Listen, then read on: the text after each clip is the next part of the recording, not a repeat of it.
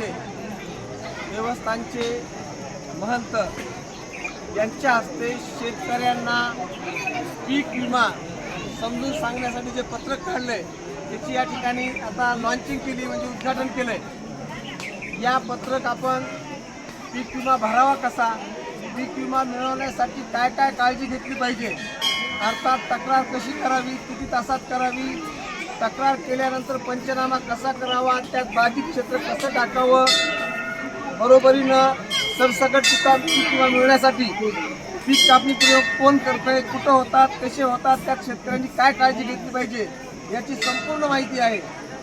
या हंगामात आपण हे 25,000 पत्रक शेतकऱ्यांच्यापर्यंत पोहोचणार आहोत। त्याची सुरुवात आज या पवित्र देवस्थानी पवित्र महाराजांच्या हस्ते झाली आहे। त्याबद्दल मी महाराजांचं शेतकऱ्यांच्या वतीनं धन्यवाद व्यक्त करतो।